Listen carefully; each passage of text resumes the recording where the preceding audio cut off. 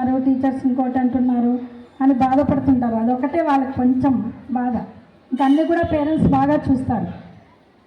అది ఎందుకంటారంటే బంగారం ఒక బొగ్గు రెండు ఉన్నప్పుడు బంగారాన్ని ఎన్నో విధాలుగా సానబట్టి ఎన్నో ఆభరణాలు చేయించుకుంటారు.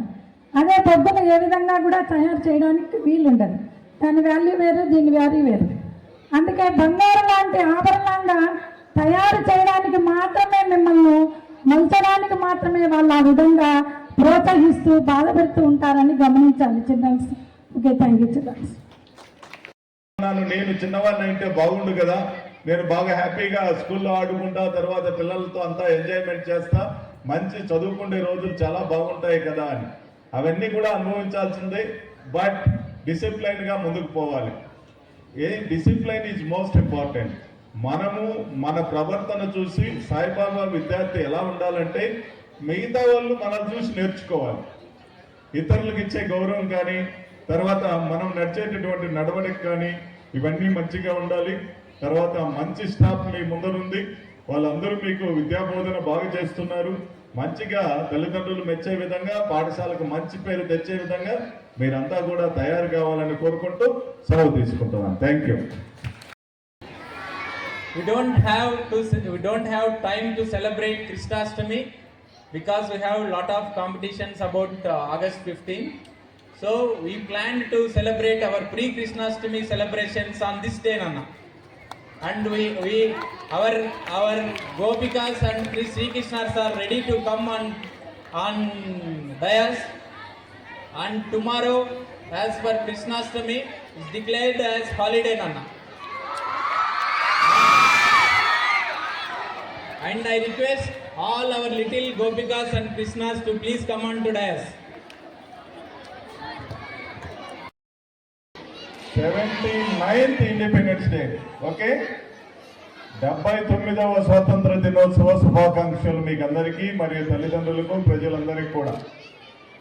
ఈరోజు నిజంగా భారతదేశానికి స్వాతంత్రం వచ్చి 79 సంవత్సరాలు గడిచిన కాలంలో ఈ భారతదేశం ఎలా అభివృద్ధి చెందింది, మనమంతా ఇంకా అభివృద్ధి చెందించాల్సిన అవసరం ఎంత ఉంది అనేది మనమందరం కూడా ఒకసారి తెలుసుకోవాల్సిన అవసరం ఉంది. ఈరోజు బాలలే రేపటి భావి భారత పౌరులు. నిజంగా నవీన యుగంలో అప్పటికి ఇప్పటికీ ఆ రోజు గత 20-30 సంవత్సరాలకి ఎన్నికపోతే భారతదేశం కానీ తర్వాత ప్రజలు కానీ చాలా వెనుకబడి ఉన్నారు. ఈరోజు చాలా బాగా టెక్నాలజీ పరంగా అన్ని రంగాల్లో కూడా ప్రజలు కానీ భారతదేశం కానీ ముందుకు పోతున్నది. ఇంకా ముందుకు పోవాల్సిన అవసరం ఉంది. మనము జపాన్, చైనాలతో పోటీపడి ఎదగాల్సిన అవసరం ఉంది. దానికి కారణం ఎవరవుతారంటే మీరే అవుతారు.